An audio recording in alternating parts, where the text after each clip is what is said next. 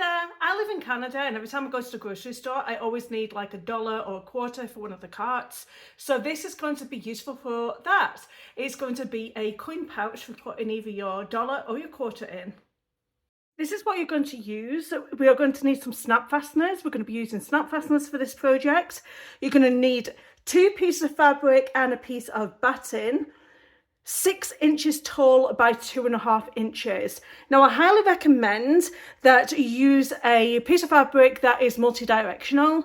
You don't want it going one way because we actually turn it over and your print's going to be upside down and it's just going to look awful. A piece of batting that is 6 inches by 2.5 inches, and then we're going to have a little piece here, and that's going to be your key ring loop, and that is going to be 2 inches wide, and I did it 3 inches tall. The first thing we're going to do is make our loop. So we're going to fold it over on that 3-inch length. Then you're going to press it in half. You're basically going to make a bag strap if you've ever made a bag strap. So there we go. Now just be careful because this is obviously going to be hot. You might need to just leave it for a couple of seconds. Then what you're going to do is open it up, and then you're going to meet this side to that centre that we just pressed. And then we are going to press that.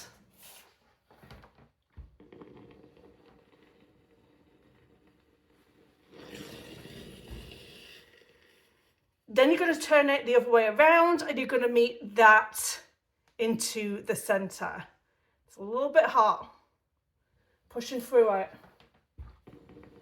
Don't forget to leave me a comment down below if you ever tried putting snap fasteners on. They're really easy, don't be scared of them.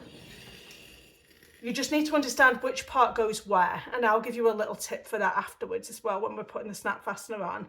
So then what you're going to do is meet these two together, and then you're going to press that down. So you're going to have one open raw edge, or one open side. There's going to be no raw edge because we just closed them up. That's the whole point of this. And on the other side, it's going to be where we folded it over. So there you go. Another thing I'm going to recommend is you're going to match your thread with the colour of your tab. This is the machine I'm using. It's a Baby Lock Elta 2. I'm going to press on the screen to wake it up. And then I'm going to set it into sewing. Because we're doing the loop first, I'm going to put everything in the bobbin and the thread that matches the colour of the loop.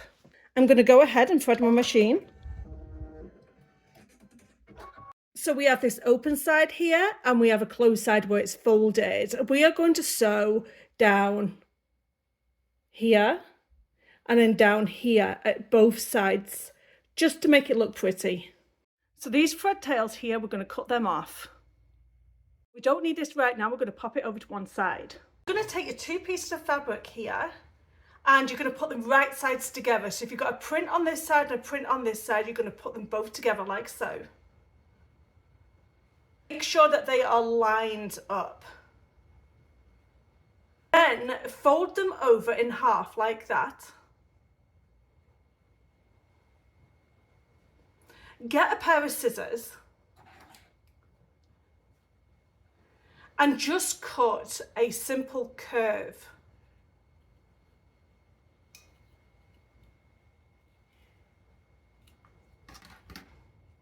And that's going to give you a nice curved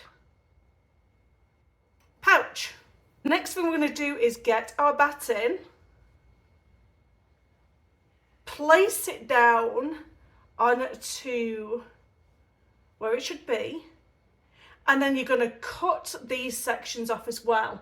Now you may need to get some underclips just so everything just stays into place.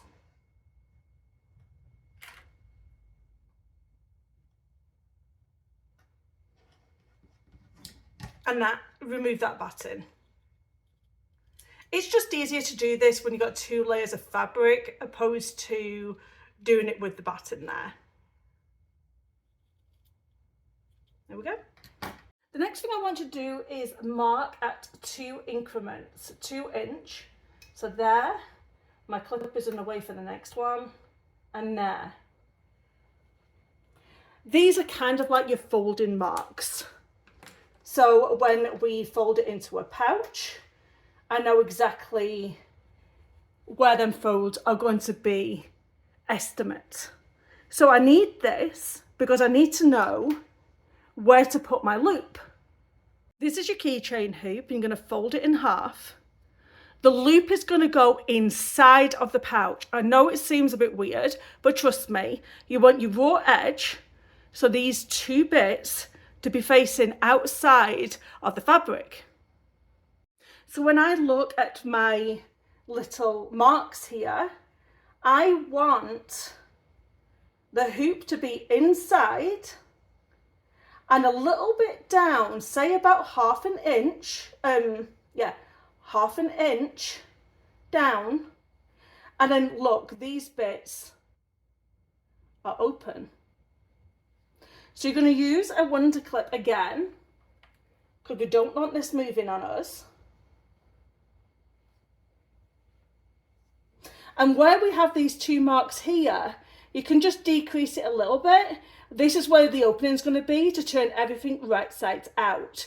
So you are going to start here, so all the way around, and then end around about here. Make it enough so you can actually turn it inside out and not difficult for you. But you do want to sew over this bit here, which is your loop. So make sure you pass there and end up somewhere near this part here or a little bit more. So we have all three layers of our pouch, two pieces of fabric, right sides together, and the batting. We're going to sew all the way around now, leaving that opening so we can turn it right side out, and making sure that our loop, our keychain loop for our coin pouch, is in there. I recommend that you have that automatic pivot key on.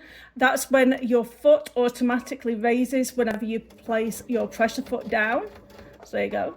It comes up and then it goes down without me having to go behind the machine. And when we get to this curve, I would take about 3 stitches, stop, turn. Take 3 stitches, stop, turn.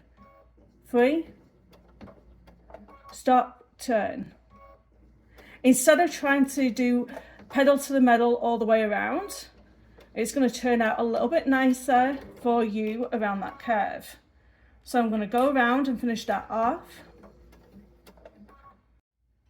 When you come to the end, you are going to backstitch once again, closing that stitch off. Let me know in that comment box down below what you're sewing on. Like I said, mine is a Baby Lock Altair. I like to use my pinking shears instead of like going in and just snipping around them corners. Pinking shears are scissors that have like zigzags to them. So you can go along and you can cut around, and then when we turn this right sides out, it'll turn out much nicer than if we just did a straight line. And at this point, you can cut away the excess of that keychain tab.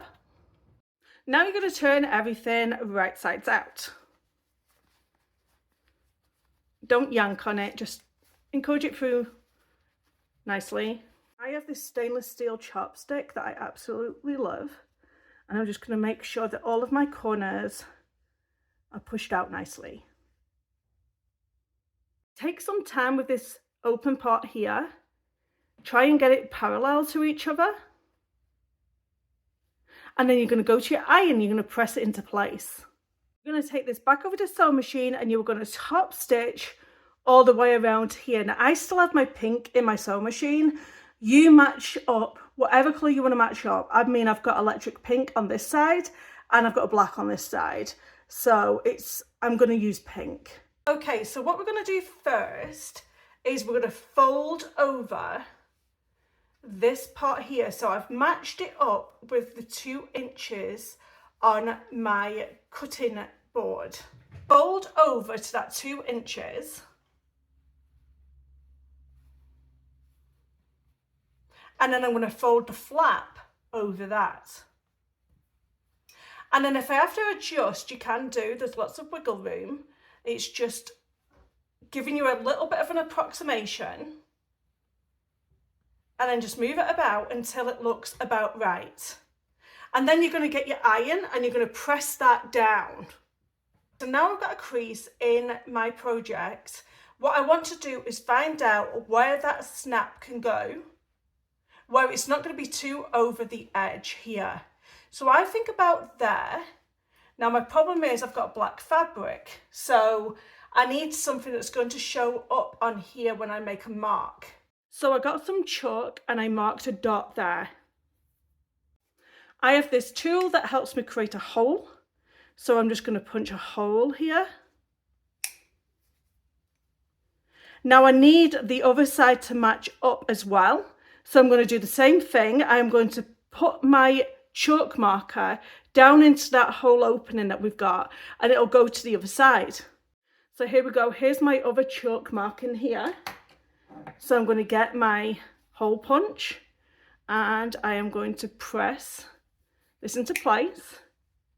So I've got somewhere to go for my snap fasteners, basically. Snap fasteners have 4 different pieces.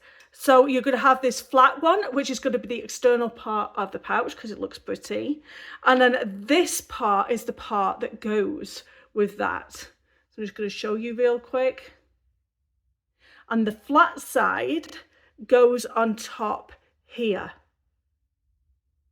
The next 2 parts of a snap fastener is this part here that has this raised element to it. And then you've got this other part here that goes down onto the snap fastener. And this one is the one that is just slightly more raised. The other parts, that other thing, the other side of the snap fastener was this part here. So that goes to that other part, and then this part goes with this. You can have some tools that come with your snap fastener.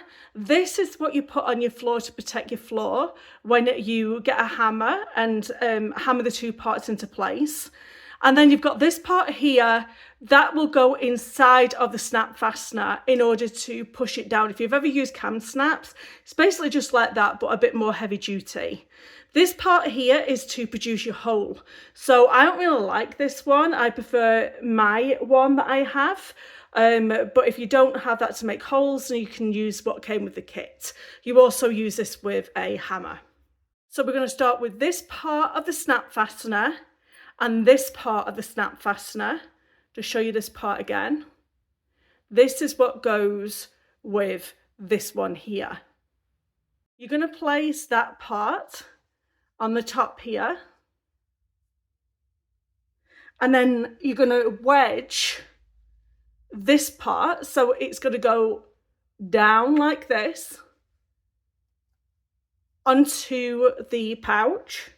Then you're going to get your tool. And it's got a little bit of a divot, and it goes right inside of that circle. You're going to get your metal part here, put that underneath the button part of the snap fastener, and then take a hammer and press it into place. So that is the first part of the snap fastener into place. So now we need to do the other part of the snap fastener. So we're going to get the second part, which are these 2 pieces. Now this one is going to go behind the fabric, and then this one's going to go on top, keeping it all into place, and also is going to be the closure for the snap fastener. So take this part of the snap fastener and you're going to push it through the hole we made and get the other part of the snap fastener, this part, and place that on top. And then once again, we are going to put that into place with a hammer. Just be careful how hard you do it, because you can actually disfigure this internal part of the snap fastener. But like once it's complete, you can press it down and it's closed. So we haven't finished just yet. So what we're going to do is take this over to the sewing machine and see these stitches that we've already done here. You're going to sew over the top of them stitches on both sides. I went ahead and put a keychain on, but have you seen how easy it is to put these snap fasteners on? They're just the same as putting a can snap on, but they look a lot more professional. So I'm going to go ahead and put this on my keys because the other one that I've got is really nasty. And I wouldn't mind, please, if you would go down below and comment down below in my YouTube tutorial and like it, and also subscribe. I've got tons of videos here just like this one, if not harder, for you to do. So I hope you've enjoyed putting these snap fasteners on and it's not making you scared anymore about these snap fasteners. Thank you so much for watching. Bye bye now.